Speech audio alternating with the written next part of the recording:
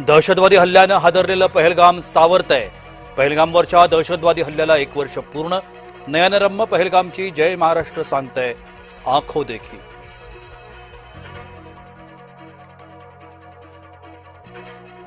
राहुल गांधींनी महिलांची माफी मागावी। महिला विधेयक नामंजूर झाल्यानं फडणवीसांचा संताप।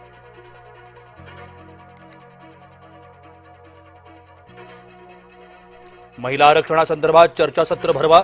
मुख्यमंत्री फडणवीसांचं विरोधकांना आव्हान। आम्ही चर्चेला तयार, तुम्ही वेळ द्या। फडणवीसांचं आव्हान सुप्रिया सुळेंनी स्वीकार।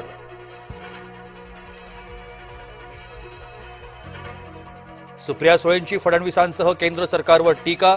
मुख्यमंत्र्यांवर दिल्लीतून दबाव असेल, सुप्रिया सुळेंचं वक्तव्य।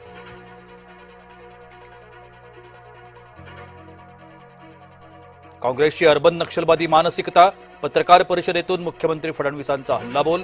राहुल गांधींवरही साधला निशाणा।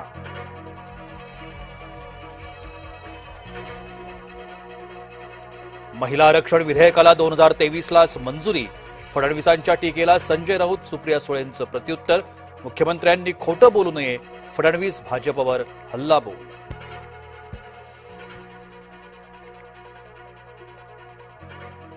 गोरेगाव नेस्को ड्रग्ज प्रकरणी महत्वाच्या बैठक।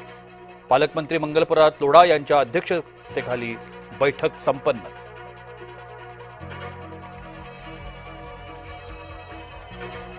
खासगी बस चालकाला पोलिसांची मारहाण। नवी मुंबईतील कळंबोली येथील धक्कादायक घटना।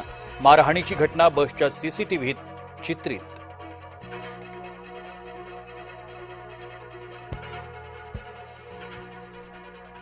सातारा पोलीस अधीक्षक तुषार दोशी यांची अखेर बदली। आता सांगली पोलीस अधीक्षक पदाची जबाबदारी उपमुख्यमंत्र्यांची। शिंदेंच्या दौऱ्यादरम्यानच बदली झाल्यानं चर्चांना उधाण।